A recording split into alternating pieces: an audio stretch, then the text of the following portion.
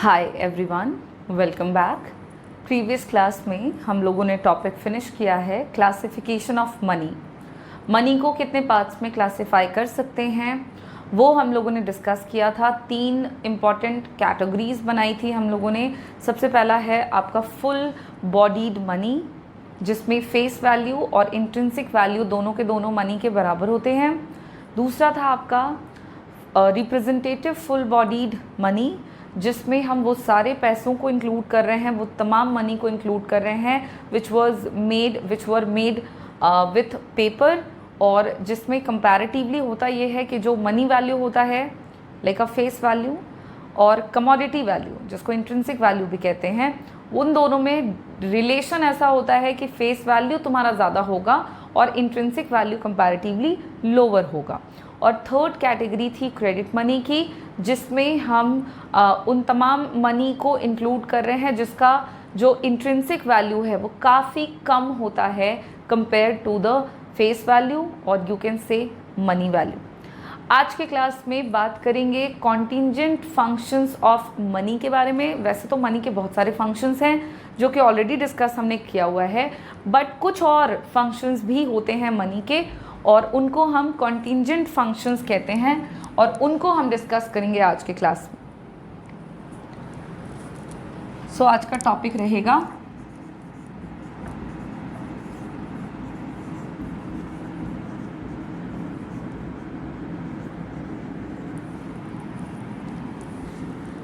Contingent functions of money. एक तो हम लोगों ने देख लिया कि यस, मनी जो है वो बहुत तरह से फंक्शन करता है हमारे लिए, बट और भी फंक्शंस हैं।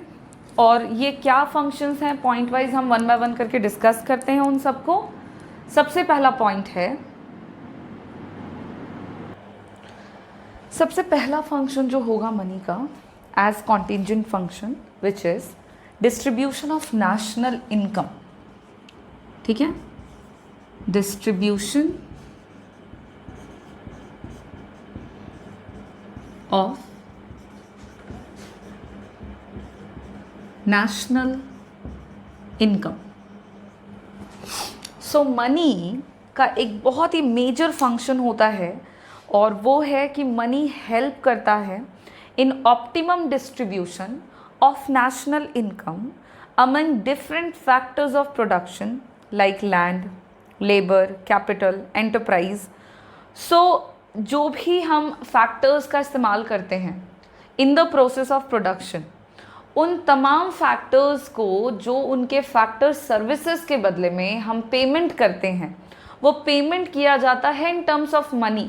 सो ऑप्टिमम डिस्ट्रीब्यूशन, सबसे इक्वल या सबसे बेहतर तरीके से जो इनकम का डिस्ट्रीब्यूशन है वो हम मनी की मदद से ही कर पाते हैं। तो ये एक बहुत ही मेजर और इम्पॉर्टेंट फंक्शन है मनी का।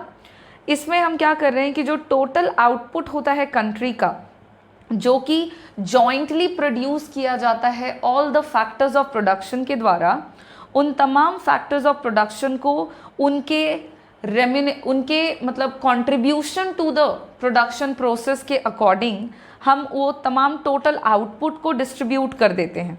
तो मनी इस डिस्ट्रीब्यूशन ऑफ नेशनल प्रोडक्ट में हेल्प करता है। कैसे डिस्ट्रीब्यूट करते हैं हम? तो सबसे पहले हम लोगों को मालूम है कि फैक्टर्स ऑफ प्रोडक्शन, जो फैक्टर्स हैं वो मेन हमारे 4 होते हैं। हम लोगों ने माइक्रो में पढ़ रखा है, लैंड, लेबर, कैपिटल, एंटरप्राइज। तो ये हो गए आपके 4 फैक्टर्स ऑफ प्रोडक्शन। और इन 4 फैक्टर्स ऑफ प्रोडक्शन को हम क्या करते हैं तो पेमेंट कर देते हैं। जो टोटल आउटपुट इन सब से मिल करके प्रोड्यूस हो रहा है, वो टोटल आउटपुट को ही हम क्या करते हैं फिर डिस्ट्रीब्यूट करते हैं इन सब में according to their contribution to the production process. Like land को हम पे कर देते हैं रेंट, लेबर को पे कर देते हैं वेजेस, कैपिटल को पे करते हैं हम इंटरेस्ट, और एंटरप्राइज को देते हैं प्रॉफिट। तो ये जो रेंट है, वेज है, इंटरेस्ट है और प्रॉफिट है, ये सब का सब कहलाता अलग अलग है, बट इन सारे पेमेंट को हम करते हैं in terms of money. So it is an very important function of money कि इट इज़ हेल्प या it can help in distribution of national income optimum तरीके से, सो दैट कि जो भी फैक्टर सर्विसेज हैं, जो भी फैक्टर्स के द्वारा दिया जा रहा सर्विसेज है, उनका रेम्यूनरेशन उनको प्रॉपर तरीके से हम पे कर सकें। तो ये जो पेमेंट वगैरह हो रहा है, it is a major function जो इकोनॉमी में परफॉर्म होता है। और अगर आप गौर करें तो ये सब मनी के टर्म्स में हो रहा है। तो ये एक इम्पॉर्टेंट फंक्शन है मनी का, which is distribution of national income, क्योंकि मनी के फॉर्म में ही नेशनल इनकम या नेशनल प्रोडक्ट या टोटल आउटपुट, जो भी आप बोलना चाहें, उसको हम डिस्ट्रीब्यूट कर रहे होते हैं among various factor of production. Next point is maximization of satisfaction।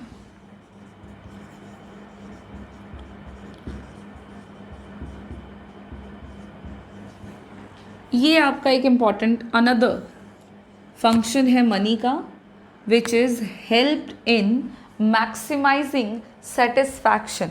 अब सेटिस्फैक्शन किसके केस की बात हो रही है यहाँ पे? तो कंज्यूमर्स के केस की बात हो रही है, ठीक है।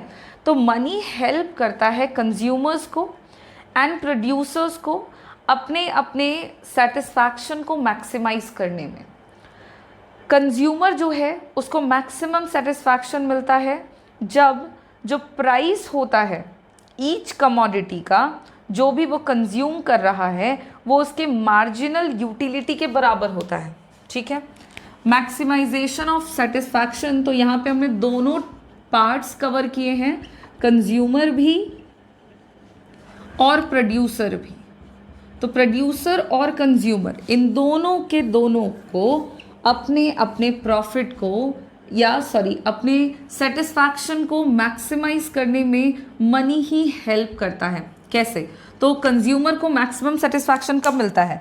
तो ये तब मिलता है जब वो जिस कमोडिटी को कंज्यूम कर रहा है, ठीक है, कमोडिटी जिसका कंजम्पशन हो रहा है, मान लीजिए कि कमोडिटी एक्स का कंजम्पशन हो रहा है, तो मैक्सिमम सेटिस्फैक्शन कहाँ मिलेगा?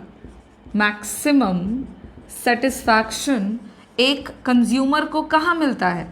तो ये हम लोगों ने अपने यूनिट नंबर 2 कंज्यूमर्स बिहेवियर में डिस्कस किया है कि जहाँ कहीं पर भी कंज्यूमर के द्वारा जो यूनिट ऑफ कमोडिटी कंज्यूम किया जा रहा है, उसका प्राइस उस कमोडिटी से मिलने वाले मार्जिनल यूटिलिटी के बराबर जहाँ कहीं पर भी हो जाए, उसी यूनिट ऑफ कमोडिटी के कंजम्पशन पर कंज्यूमर को मैक्सिमम सेटिस्फैक्शन मिलता है। सो सेटिस्फैक्शन मैक्सिमाइज हो रहा है इन टर्म्स ऑफ मनी। आप देखो घूम फिर के बात कहाँ आ रही है? तो मनी पे आ रही है। प्राइसेस मनी के टर्म्स में एक्सप्रेस किए जाते हैं। तो जहाँ कहीं पर भी कंज्यूमर का सेटिस्फैक्शन मैक्सिमम, कहने का मतलब हुआ कि मनी जहाँ पर भी प्राइस के सेंस में कमोडिटी का उसके मार्जिनल यूटिलिटी के बराबर हो जाता है, उसी पॉइंट पर कंज्यूमर का सेटिस्फैक्शन मैक्सिमम होता है।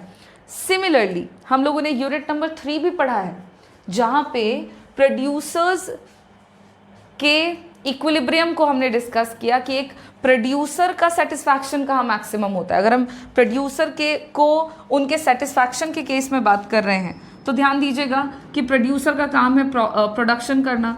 सपोज ये कमोडिटी एक्स ही बना रहे हैं, कंज्यूमर जो है वो कमोडिटी एक्स कंज्यूम कर रहा था, प्रोड्यूसर जो है वो कमोडिटी एक्स प्रोड्यूस कर रहे हैं। तो प्रोड्यूसर को मैक्सिमम सेटिस्फैक्शन कहाँ मिलता है?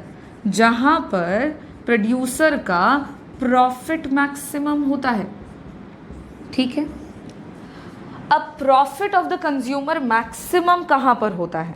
तो एक प्रोड्यूसर का प्रॉफिट मैक्सिमम वहाँ होता है जहाँ पर marginal productivity of a factor with the price of such factor वो दोनों बराबर हो जाएं। मतलब बात समझना कि मार्जिनल प्रोडक्टिविटी की बात यहाँ पे कर दी गई है।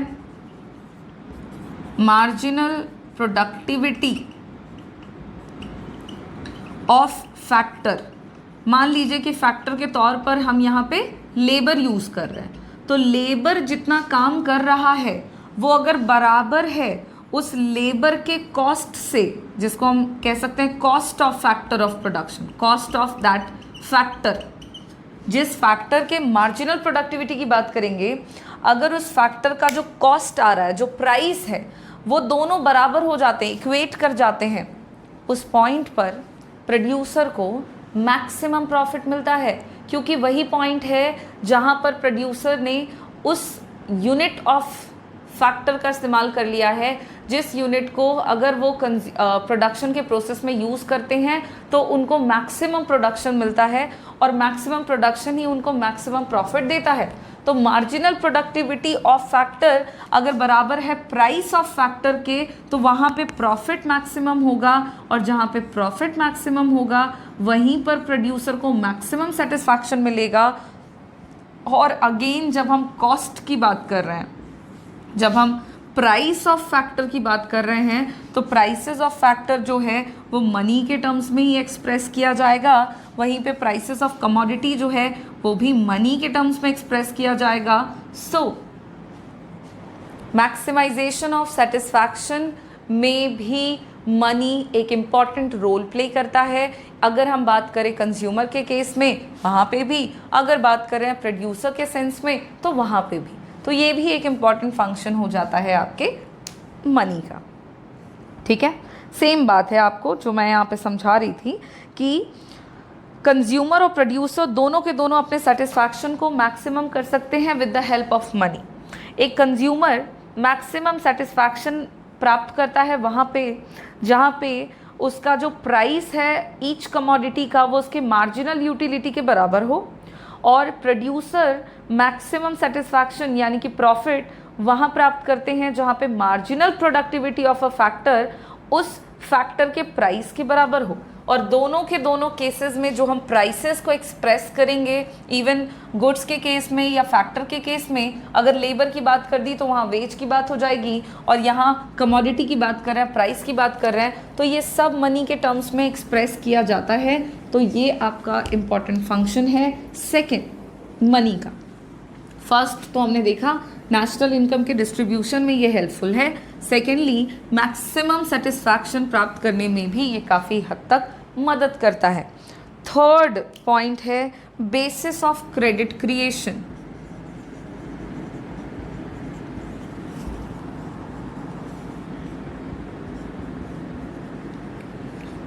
Basis of credit creation.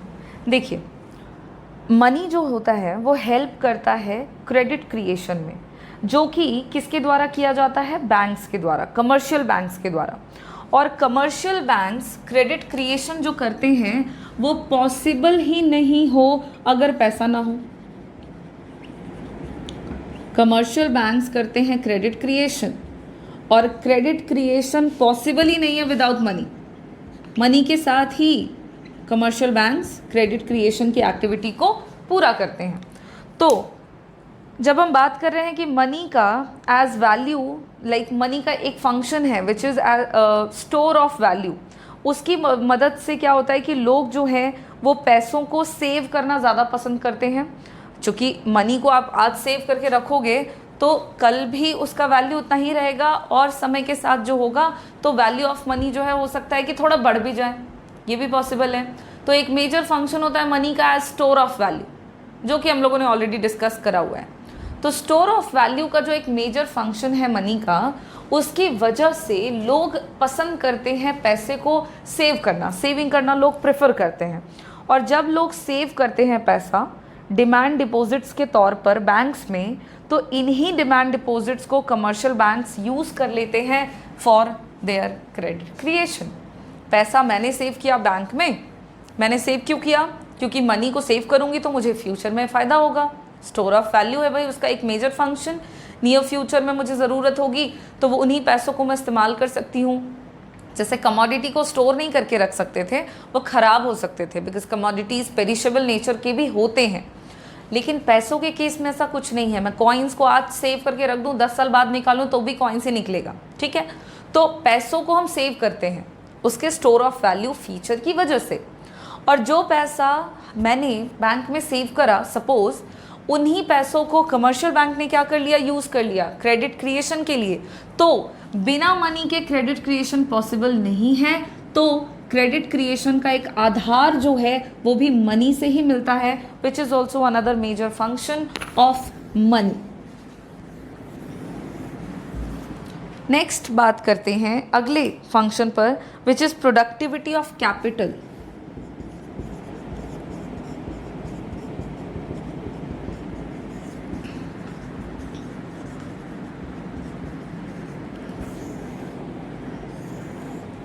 Productivity of capital, what is it? So money जो है वो इंक्रीज कर देता है कैपिटल के प्रोडक्टिविटी को, बिकॉज मनी जो होता है वो मोस्ट लिक्विड एसेट होता है और इसको हम किसी भी तरह के यूज़ में इस्तेमाल कर सकते हैं, किसी भी तरह से हम मनी को यूज़ कर सकते हैं, राइट? तो due to the liquidity of money जो कैपिटल होता है वो बड़ी आसानी से ट्रांसफ़र हो सकता है from less productive uses to more productive uses. तो मनी को ना हम, जैसे तुम्हारे पास पैसे हैं 1 करोड़ रुपए, तुमने उसको घर पे रखा हुआ है, वो पड़ा हुआ है, उसका कोई खास यूज़ हो नहीं रहा। अगर वही 1 करोड़ रुपए तुम किसी बिजनेस में लगा दो, किसी फर्म में लगा दो, तो तुमको रिटर्न में फ़ायदा होने लग जाएगा।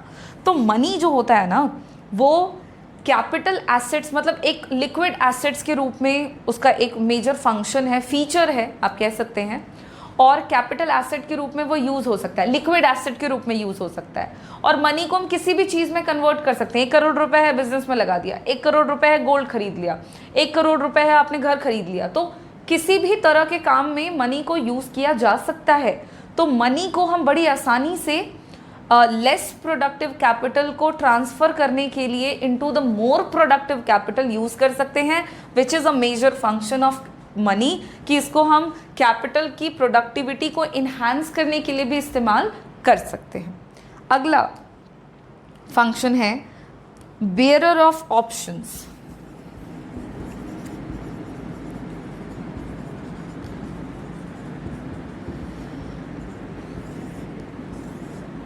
बेयरर ऑफ ऑप्शन क्या है भाई? तो this is also another function of money. Money provide करता है परचेजिंग पावर को in hands of the person holding it. देखो, जिसके हाथ में पैसा है ना उसके पास परचेजिंग पावर है, और ये परचेजिंग पावर मनी ने ही दिया है उसको, because money can be transferred into any kind of goods and services, so that जिसने भी पैसा होल्ड करा हुआ है वो उसको इन्यूमरस तरीके से यूज़ कर सकता है। अलग अलग ऑप्शंस हैं उसके पास मनी को यूज़ करने के। सो मनी को टाइम टू टाइम यूज़ कर सकते हैं, प्लेस टू प्लेस यूज़ कर सकते हैं, डिपेंडिंग अपॉन द अर्जेंसी। ठीक है, जो बेयरर होता है वो मनी को यूज़ करने के लिए किसी भी तरह का डिसीजन ले सकता है, और उसका डिसीजन डिपेंड करेगा on the uses of money, on the basis of time, on the basis of places, on the basis of urgency, intensity, उसकी प्रायोरिटी। तो ऑप्शंस बहुत सारे हैं, बहुत सारे ऑप्शंस हैं। जैसे मैंने ऊपर वाले में ऑप्शन दिया, तुम्हारे पास 1 करोड़ है, तुम कुछ भी कर सकते हो उससे। सिमिलरली तुम्हारे पास 50 लाख है, चलो और एक्स्ट्रा पैसे हैं तुम्हारे पास, उस 50 लाख से you can do whatever you want to do. That depends upon your choices, your desire, your need, आपकी अर्जेंसी क्या है, आपकी प्रायोरिटी क्या है। तो बहुत ऑप्शंस है तुम्हारे पास। तो एक बेयरर को वेरियस इन्यूमरस ऑप्शंस प्रोवाइड करने में हेल्प करता है मनी। सो ये भी एक मेजर फंक्शन है मनी का, कि मनी की मदद से एक बेयरर किसी भी तरह के काम को पूरा कर सकता है, बड़ी आसानी से कर सकता है, बिकॉज मनी जो है वो मोस्ट लिक्विड एसेट होता है और इसकी मदद से हम बहुत सारे काम कर सकते हैं, राइट? तो ये एक मेजर फंक्शन हो गया मनी का। बात समझ में आ गई ना? Bearer of options. तो एक बेयरर को, मतलब उस व्यक्ति को जिसने पैसा होल्ड कर रखा है, उसको बहुत सारे ऑप्शंस मनी दे सकता है कि वो उस पैसे को खर्च करे। नेक्स्ट आपका फंक्शन है, एक और पॉइंट हम देखेंगे, which is guarantee of solvency.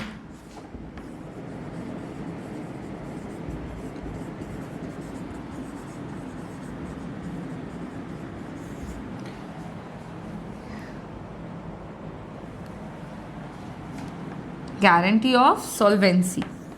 देखो, मनी जो है वैसे तो बहुत सारे फंक्शंस कर रहा है एज कॉन्टीजेंट फंक्शंस, उसी में से one of the important function is it has the guarantee of solvency. Money जो है ना वो सर्व करता है guarantee of solvency for an individual और इंस्टीट्यूशन। ठीक है, देखो, अगर कोई इंडिविजुअल है उसके पास इनफ पैसा है, मोर देन हिज लाइबिलिटी, मतलब उसके पास उसका जितना लाइबिलिटी है उससे भी ज़्यादा उसके पास पैसा है, तो फिर उस केस में क्या होगा कि वो मनी को मतलब अपने आप को इंसॉल्वेंट या बैंकरप्ट होने से बचा सकता है। He can not be declared insolvent और बैंकरप्ट। मतलब आपका बिजनेस फर्म है, उसके 5 करोड़ का आपका वैल्यू एसेट है, मतलब आपके ऊपर लाइबिलिटी है 5 करोड़ का सपोज, और आपके पास पैसे 10 करोड़ हैं। इस केस में क्या होगा कि सॉल्वेंसी की गारंटी मिल जाएगी, आपका दिवालिया नहीं निकलेगा, किसी भी कीमत पे नहीं निकल सकता है, बिकॉज आपके पास एक्स्ट्रा पैसे हैं। पैसों की मदद से आप अपने आप को कभी भी बैंकरप्ट या दिवालिया होने नहीं देंगे। ओके, तो मनी जो होता है वो किसी भी इंडिविजुअल को या किसी भी इंस्टीट्यूशन को इतना मतलब एक कह सकते हो कि अलग से एबिलिटी दे देता है कि वो अपने आप को इंसॉल्वेंट होने से बचा ले।